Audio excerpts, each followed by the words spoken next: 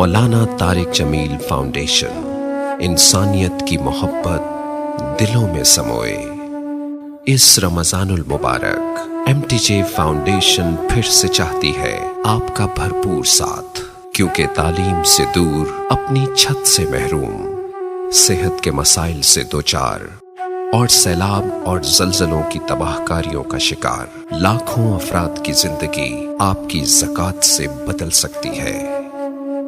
اپنی زکوٰۃ، صدقات اور عطیات MTJ فاؤنڈیشن کو دیں۔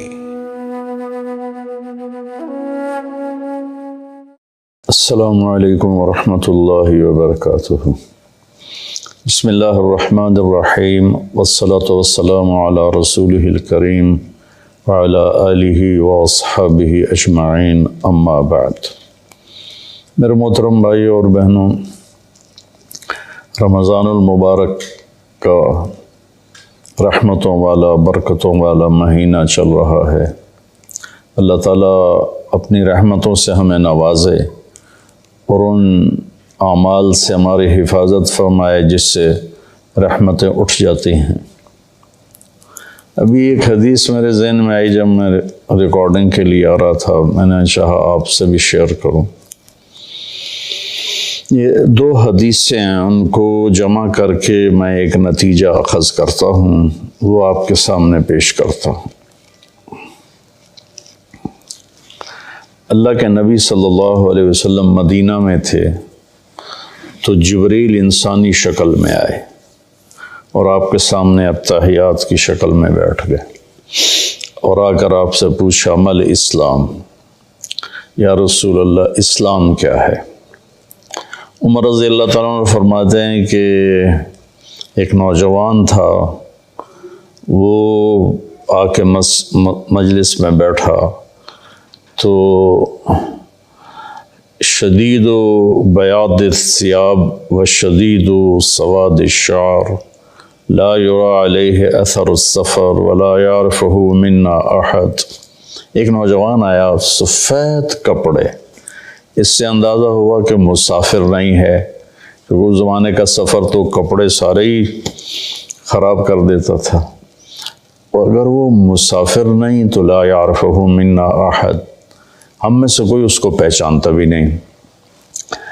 اور آ کر وہ آپ کے سامنے اتحیات کی شکل میں بیٹھا اور اپنے ہاتھ یہاں رکھ لیے، اور اگر آپ سے کہتا مل اسلام، یا رسول اللہ اسلام کیا ہے؟ تو آپ نے فرمایا شہادت لا الہ الا اللہ محمد رسول اللہ و اقام الصلاۃ و ایتاء الزکاۃ و صوم رمضان وحج البیت من استطاع الیہ سبیلا۔ کا اسلام یہ ہے کہ کلمہ شہادت کی گواہی دینا، لا الہ الا اللہ محمد رسول اللہ، میں گواہی دیتا ہوں اللہ کے سوا کوئی عبادت کے قابل نہیں، اور محمد صلی اللہ علیہ وسلم اللہ کے رسول ہیں، اور 5 وقت نماز پڑھنا اور زکوٰۃ ادا کرنا جو مالدار لوگ ہیں، اور رمضان شریف کے روزے رکھنا، اور جس کے پاس ہمت ہو، پیسہ ہو تو وہ اس پر حج بھی فرض ہے۔ یہ 5 باتیں آپ نے بتائیں تو وہ کہنے لگا صدقت، سچ کہا آپ نے۔ تو عمر رضی اللہ عنہ فرماتے ہیں کہ ہمیں بڑی حیرت ہوئی، یسألو یصدقہ، کہ سائل بن کے سوال بھی کرتا ہے اور پھر آگے یہ بھی کہتا ہے آپ نے ٹھیک کہا۔ پھر اس نے پوچھا مل ایمان، یا رسول اللہ ایمان کیا ہے؟ تو آپ نے فرمایا ان تؤمن باللہ وملائکتہ وکتبہ ورسلہ وبالبعث بعد الموت۔ ایمان یہ ہے کہ تو اللہ پر ایمان لائے، اس کے فرشتوں پر، اس کی کتابوں پر، اس کے رسولوں پر، اور موت کے بعد اٹھائے جانے پر، کہ موت کے بعد ایک زندگی ہے جس میں فیصلہ ہوگا اچھے اور برے کا۔ کہنا صدقت، آپ سچ کہتے ہیں یا رسول اللہ۔ حدیث تو آگے بھی چلتی ہے، تو خیر وہ بھی بتا دیتا ہوں، بڑی اہم ہے۔ متی تقوم الساعہ، یا رسول اللہ قیامت کب آئے گی؟ تو آپ نے فرمایا مل مسئول عنہا بعلم من السائل، میرے دوست یہ دنیا میں کسی کو نہیں پتہ سوائے اللہ کے کہ قیامت کب آئے گی۔ تو کہنے لگا اخبرنی عن اماراتها، ان اماراتها، مجھے اس کی نشانیاں بتائیں۔ تو آپ نے ارشاد فرمایا کہ ان تر الحفاة الرعاة العالة رعاء الشاء يتطاولون في البنيان وان تلد الامة ربتها۔ تو آپ نے دو نشانیاں بتائیں۔ فرمایا جب تو دیکھے عرب کے بدو ننگے پیر چلنے والے اور بکریاں چرانے والے بڑی بڑی بلڈنگوں کے مالک بن جائیں اور ایک دوسرے کے ساتھ مقابلہ کریں، میری بلڈنگ کی منزلیں زیادہ ہیں، اس کی کم ہیں، اس کی کم ہیں، میری زیادہ ہیں، ایک یہ بتائی۔ اور دوسری یہ بتائی جب تو یہ دیکھے کہ بیٹیاں بھی ماؤں کو ذلیل کرنے لگ جائیں، یہ خاص طور پر بیٹی کا ذکر کیا کہ بیٹے عام طور پر زیادہ سرکش ہوتے ہیں اور بیٹیاں اکثر دھیمے مزاج پر ہوتی ہیں، ماؤں کا ساتھ دیتی ہیں۔ تو آپ نے فرمایا خاص طور پر جب بیٹیاں بھی ماؤں کو ذلیل کریں۔ جب بھی میں حدیث بیان کرتا ہوں تو مجھے ایک واقعہ یاد آ جاتا ہے۔ ایک بیٹی اپنی ماں سے کہہ رہی تھی بھونک نہیں، بھونکو مت، بھونک نہیں، وہ ہماری زبان میں تھی، بھونک نہیں۔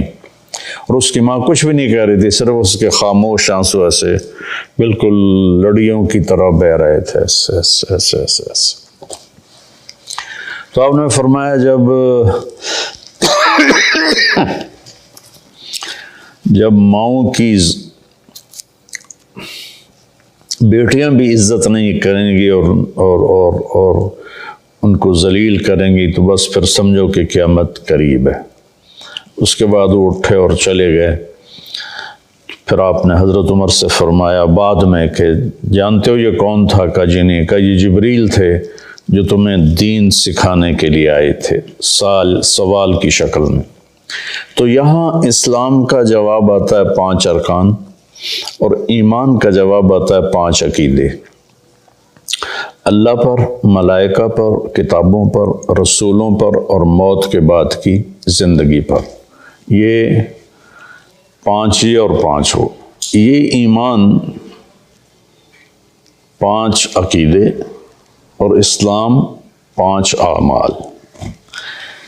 لیکن آخری حج میں جب اسلام مکمل ہو چکا ہے، پورا دین نازل ہو چکا ہے، الیوم اکملت لکم دینکم واتممت علیکم نعمتی ورضیت لکم الاسلام دینا، یہ عرفات میں یہ آیت نازل ہو چکی ہے اور دین کے مکمل ہونے کی خوشخبری دی جا رہی ہے۔ صرف اسی امت کو یہ خوشخبری ملی اور کسی کو نہیں ملی۔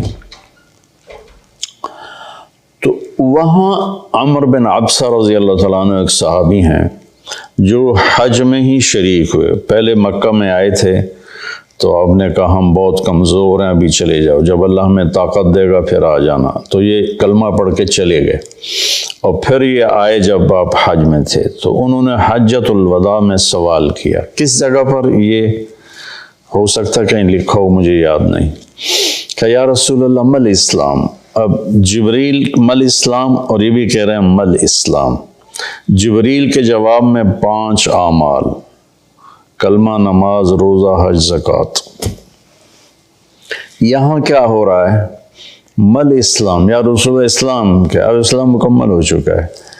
جبریل، حدیث جبریل میں پہلی بنیاد کو بتایا ہے کہ یہ 5 اعمال بنیاد اسلام ہیں، یہ نہ ہو تو اسلامی نہیں ہے۔ اب یہاں اس کی آخری چھت کو بتایا جا رہا ہے کہ چھت جو مکمل ہوتی ہے تو گھر کہلاتا ہے، چھت نہ ڈالی گئی ہو تو گھر نہیں ہوتا، رہنے کے قابل نہیں ہوتا، نہ خود رہ سکتا ہے مالک، نہ کسی کو بلا سکتا۔ جب وہ چھت ڈال لیتا ہے تو خود بھی رہتا ہے، مہمانوں کو بھی بلاتا ہے۔ تو اب یہ جو حدیث پاک ہے نا، یہ اسلام کی آخری چوٹی کو بتا رہی ہے۔ وہ کہتا ہے مل اسلام، ایک اس قسم کا سوال ہے، جواب 2 ہیں۔ آپ نے کہا اطعام الطعام ولین الکلام، اسلام ہے کھانا کھلانا اور میٹھا بولنا۔ سبحان اللہ۔ اللہ تعالیٰ کو سخاوت پسند ہے، سخی سے اللہ کو پیار ہے، چاہے وہ فاسق ہی کیوں نہ ہو، اور بخیل سے اللہ تعالیٰ کو پیار نہیں ہے، چاہے وہ تہجد گزار ہی کیوں نہ ہو۔ جو پیسے کا پجاری ہے، یحسب مالہ اخلد ان مالہ اخلدا جمع مالا وعددا، تو یہ اللہ کو انتہائی ناپسند ہے جو پیسے جوڑ کے نہ اپنے اوپر خرچ کرتا ہے نہ بچوں پہ خرچ کرتا ہے، بس مال بڑھا رہا ہے، کاروبار بڑھائے جا رہا ہے. تو یہ اللہ سے اس کی دوستی کبھی نہیں ہو سکتی. تو اطعام الطعام، کھانا کھلانا. ولین الکلام، اور نرم بول بولنا، نرمی والا بول بولنا، نرمی والا بول بولنا، نرمی والی گفتگو کرنا، یہ اسلام کی انتہا ہے. تو کھانا تو بہت لوگ کھلاتے ہیں، لیکن زبان کا بول نرم ہو، میٹھا ہو، یہ امت سے نکل گیا ہے. کم از کم بر صغیر سے تو نکل گیا ہے. باقی دنیا بھی پھرا ہوں، دست و گریباں ہیں اور پیچھے زبان کا بول ہے. رشتے ٹوٹ رہے ہیں، محبتیں ختم ہو رہی ہیں اور خاندان بکھر رہے ہیں. اس کے پیچھے کہیں کہیں جائیداد کے جھگڑے بھی ہیں، لیکن زیادہ جس چیز نے آگ لگائی ہے وہ ہے یہ زبان کا بول. میرے نبی نے حضرت معاذ بن جبل رضی اللہ عنہ سے فرمایا، معاذ تمہیں ساری شریعت کا خلاصہ بتاؤں؟ تو انہوں نے کہا جی کیا ہے؟ تو آپ نے ایسے کیا، یہ دیکھیں میری 2 انگلیاں، اور یوں زبان کو اس طرح کر کے پکڑا، ایسے نہیں پکڑا، ایسے پکڑا، ایسے کہ غلط بول پر اس کو کاٹ دو، نفرت والے بول پر اسے کاٹ دو، دل دکھانے والی بات پر اسے کاٹ دو، چپ ہو جاؤ، خاموش ہو جاؤ. خاموشی بہت بڑا عمل ہے. ہم بچوں کو بولنا سکھاتے ہیں نا، بڑوں کو چپ رہنا سیکھنا چاہیے. لقمان علیہ السلام کا فرمان ہے، بیٹا میں چپ رہنے پہ کبھی نہیں پچھتایا، میں جب بھی پچھتایا اپنے بول پہ پچھتایا. تو بھائیو، اللہ تعالیٰ ہی کرے گا میری آواز کتنے لوگ سن لیں گے، 1 لاکھ 2 لاکھ. تو 22 کروڑ عوام کا مسئلہ ہے. اور اچھا کبھی کبھی تو مایوسی میں ڈوب جاتے ہیں کہ پتہ نہیں ہدایت کو پھیلتا دیکھنا نصیب میں ہے یا نہیں ہے. پوری شیطانی طاقتیں متحرک ہیں. تو پھر وہ پوچھتا ہے مل ایمان، ایمان کیا ہے؟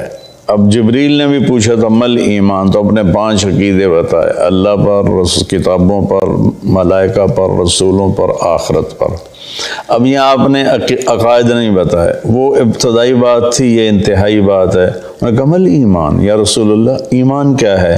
تو آپ نے فرمایا الصبر والسماحہ، ایمان ہے صبر کرنا اور معاف کرنا. یہ دونوں چیزیں بھی ختم ہو چکی ہیں. صبر ایمان کا لازمی جزو ہے، اور ہر ایمانی صفت کا لازمی جزو ہے. ایک دفعہ میں نے قرآن سے دیکھا تو کوئی ایمانی صفت ایسی نہیں جس کے ساتھ اللہ نے صبر کو ذکر نہ کیا ہو. صبر ہمارے ایمان میں ایسے ہے جیسے ہمارے جسم میں خون ہے. خون نکال دو آدمی مر جاتا ہے، یا پانی ہے، پانی نکال دو تو آدمی مر جاتا ہے. جو زیادہ ڈائریا بڑھ جائے تو اس سے موت واقع ہو جاتی ہے. تو جس ایمانی صفت سے صبر نکل جاتا ہے وہ صفت ڈیڈ ہو جاتی. تو بھائی وہ صبر کر، قیامت کا دن اعلان ہوگا فَلْيَكُنْ أَهْلُ الصَّبْرِ، صبر کرنے والے کھڑے ہو جاؤ. تو ایک چھوٹی سی جماعت کھڑی ہوگی، انہیں کہا جائے گا جاؤ جنت میں. ابھی حساب شروع نہیں ہوا ہوگا کہ وہ جنت کی طرف چلیں گے، تو فرشتے سامنے آ جائیں گے. وہ بھی اللہ کی منشا کہ ان کا مقام کو دکھانا چاہتے ہیں. وہ کہیں کدھر جا رہے ہو؟ کم جنت میں. کبھی حساب تو شروع ہوا نہیں. وہ کہیں گے ہمارا حساب ہے ہی نہیں. فرشتے پوچھیں گے تو تم کون لوگ ہو؟ کہیں گے ہم صبر والے ہیں. اس میں مرد اور سارے شامل ہوں گے. جس نے بھی صبر کے ساتھ اپنا وقت گزارا، اپنے ہونٹوں کو سی لیا، پی جائے ایام کی تلخی کو بھی ہنس کے ناصر، غم کو سہنے میں بھی قدرت نے مزہ رکھا ہے. تو وہ کہیں گے ہم صبر والے ہیں. وہ کہیں گے تمہارا کیا صبر تھا؟ تو کہنے لگے ہم اللہ کے فرمان پر جمیں اور صبر کے ساتھ جمیں، اپنے نفس کو بے قابو نہیں ہونے دیا، اللہ کی نافرمانی سے بچے اور صبر کے ساتھ ڈٹے رہے، اپنے نفس کو بے لگام نہیں ہونے دیا۔ وَصَبَّرْنَا عَلَى الْبَلَاءِ، اور اللہ کی طرف سے کوئی آزمائش آئی تو ہم نے اس پہ شکر ہی کیا، صبر ہی کیا۔ وہ کہیں گے انطلقوا فنعم اجر العاملین، آپ چلیے تشریف لے چلیے، آپ VIP لوگ ہیں، آپ کا کوئی حساب نہیں ہے۔ تو اب وہ پوچھ رہا ہے اسی سوال کو، مل ایمان، ایمان کیا ہے؟ تو آپ فرما رہے ہیں صبر کرنا اور معاف کرنا۔ معاف کرنا بھی ہمارے معاشرے میں کوئی نہیں، ہمارے ماحول میں کوئی نہیں، دشمنیاں چلی آ رہی ہیں، خاندان مٹ گئے، دونوں طرف فریقین قتل ہو، نسلیں مٹ گئیں، لیکن جھکنے کے لیے کوئی بھی تیار نہ ہوا۔ میرے نبی نے مکہ میں فاتحانہ داخلہ کیا، 10,000 کے لشکر کے ساتھ مکہ میں داخل ہوئے۔ آج موقع تھا کہ سب کے لیے پھانسیاں تیار ہوتی، ایک ایک کر کے سب کو پھانسیوں پہ لٹکایا جاتا، اور آپ نے بیت اللہ کے دروازے کی چوکھٹ کو پکڑ کے یوں کھڑے ہو کر فرما انا صانع بکم، آج تم میرے تابع ہو، میں تمہارے ساتھ کیا سلوک کروں گا۔ تو سہیل بن عمر رضی اللہ تعالیٰ عنہ ابھی ایمان نہیں لائے تھے، اس موقع پہ ایمان لائے، کہنے لگے کریم ابن کریم، آپ بڑے کریم ہستی ہیں، کریم کی اولاد ہیں، یعنی آپ بڑے عالی اخلاق والے ہیں، عالی اخلاق والے کی اولاد ہیں، ہمیں خیر کی ہی توقع ہے۔ تو آپ نے فرمایا انتم الطلقاء اذهبوا انتم الطلقاء لا تثریب علیکم اليوم، میں وہ کہتا ہوں جو میرے بھائی یوسف نے اپنے بھائیوں سے کہا تھا، یوسف علیہ السلام نے، کہ جاؤ تم آزاد ہو، تم پر کسی قسم کا کوئی ایلیگیشن نہیں ہے۔ سبحان اللہ۔ 21 سال جنہوں نے آخر حد تک آپ کے دکھ پہنچانے کے سارے جتن کر لیے، وہ ان کو کہہ رہے ہیں لا تثریب علیکم اليوم، تمہارے ذمے تو کوئی جرم ہی نہیں بنتا، تمہیں سزا کیا دوں، جاؤ تمہیں معاف کی۔ عثمان بن طلحہ رضی اللہ تعالیٰ عنہ کے پاس بیت اللہ کی چابی تھی، خاندانی طور پر آج بھی اسی خاندان میں چلی آ رہی ہے۔ تو جب آپ مکے میں تھے تو آپ نے ایک دن عثمان بن طلحہ سے کہا میرے بھائی یہ ذرا بیت اللہ کا دروازہ تو کھول دے، میں اندر جانا چاہتا ہوں۔ اس نے اتنی بری طرح آپ کو ڈانٹا اور اتنی بری طرح آپ سے پیش آیا، لیکن آپ کے ماتھے پر ذرا بل نہیں پڑا۔ آپ نے کہا اچھا چلو، وہ کیا دن ہوگا جس دن یہ چابی میرے ہاتھ میں ہوگی، میں جسے چاہوں گا دوں گا۔ وہ کہنے لگا وہ دن قریش کبھی نہیں دیکھیں گے۔ جب مکہ فتح ہوا تو آپ نے عثمان بن طلحہ کہنے لگے آج میں تو قتل کر دیا جاؤں گا، تو وہ چھپ گئے۔ تو آپ نے حضرت علی رضی اللہ تعالیٰ عنہ علیہ السلام کو فرمایا کہ جاؤ اور عثمان کو پکڑ کے لاؤ۔ تو ان کو ڈھونڈتے ایک جگہ مکہ چھوٹا سا تھا، ایک جگہ چھپے ہوئے تھے، وہاں سے ان کو پکڑا، ان کے ہاتھ مروڑ کے چابی ان سے چھینی، اور چابی اور ان لے کر حاضر ہو گئے اور چابی آپ کو پیش کی۔ تو حضرت عباس رضی اللہ عنہ چچا پاس کھڑے تھے، کہنے لگے یا رسول اللہ اب چابی ہمارے خاندان میں کر دیں، ہم حاجیوں کو پانی پلانے کا کام بھی کرتے ہیں، بنو ہاشم کا خاندانی یہ ان کی ذمہ داری تھی حاجیوں کو پانی پلانا، زمزم سے پانی کھینچ کر۔ تو انہوں نے عرض کی یا رسول اللہ یہ بھی ہمیں دے دیں، چابی بھی ہمیں دے دیں، تاکہ یہ دو قسم کی نعمتیں ہمیں حاصل ہو جائیں، بیت اللہ کی برکتیں۔ آپ نے حضرت عباس کو کوئی جواب نہیں دیا، آپ نے چابی ایسے پکڑ کا عثمان یوں کھڑے ہوئے تھے، ایسے ان کا سر اوپر نہیں اٹھ رہا تھا، کہا عثمان، تو نے شرمندگی کی سا یوں سر اٹھایا، کہا یہ کیا ہے؟ وہ خاموش رہے، کہا دیکھ یہ وہ چابی ہے جو میں نے کہا تھا، وہ کیا دن ہوگا جب یہ میرے ہاتھ میں ہوگی، اور یہ لو میں تیرے ہاتھ میں پکڑا رہا ہوں، قیامت تک یہ چابی تیری نسل میں رہے گی، کبھی تجھ سے کوئی لے نہیں سکے گا۔ سبحان اللہ۔ اب اس کا سلوک دیکھیں اور اللہ کے محبوب کا سلوک دیکھیں، کتنا تضاد ہے، کتنا فرق ہے۔ تو عثمان رضی اللہ عنہ کی اولاد نہیں تھی تو چابی ان کے بھائی شیبہ بن طلحہ کی طرف منتقل ہوئی، اور وہ چابی آج تک چلی آ رہی ہے شیبہ بن طلحہ رضی اللہ عنہ کی نسل میں۔ کچھ سال پہلے اس کے متولی تشریف لائے تھے، ایک نکاح میں نے پڑھایا تھا تو اس میں وہ شریک تھے، تو میں نے آدھا بیان عربی میں کیا، آدھا اردو میں کیا، اسی کا ترجمہ اردو میں یا اردو والے کا ترجمہ عربی میں کر کے بہت خوش ہوئے تھے، وہ بہت دعا دی تھی انہوں نے۔ تو آپ نے وہ چابی ان کے حوالے کی۔ تو ہمارے ماحول میں معاف کرنا بھی نہیں رہا، تو ایمان کی، اسلام کی صفات، کھانا کھلانا، میٹھا بولنا، اس کو بھی ترس گئے ہیں، اور ایمان کی صفات، صبر کرنا اور معاف کرنا، اس کو بھی ہم ترس کے رہ گئے ہیں۔ اس کے بعد اس نے پوچھا ای الاسلام افضل، سب سے اعلیٰ درجے کا اسلام کیا ہے؟ آپ نے جواب دیا تھا کہ ای الایمان افضل، اس کا بھی آپ نے جواب دیا کہ انہوں نے پہلے پوچھا اسلام کیا ہے، پھر پوچھا ایمان کیا ہے، پھر پوچھا سب سے بہترین اسلام کیا ہے، تو آپ نے فرمایا من سلم المسلمون من لسانہ و یدہ، جو کسی مسلمان کو ہاتھ اور زبان سے تکلیف نہ پہنچائے، یہ سب سے بڑے ایمان والا ہے، سب سے بڑے اسلام والا ہے۔ پھر اس نے پوچھا سب سے بڑا ایمان کیا ہے، تو آپ نے کہا اچھے اخلاق، حسن الاخلاق۔ ان دو پر انشاءاللہ کل گفتگو کریں گے۔ آج میں نے پہلی دو صفتیں اسلام ایمان، اب آگے آئے گا اسلام کا سب سے اعلیٰ درجہ کیا ہے اور ایمان کا سب سے اعلیٰ درجہ کیا ہے۔ السلام علیکم۔ اللہ نے زکوٰۃ فرض کی ہے تو زکوٰۃ نکالو۔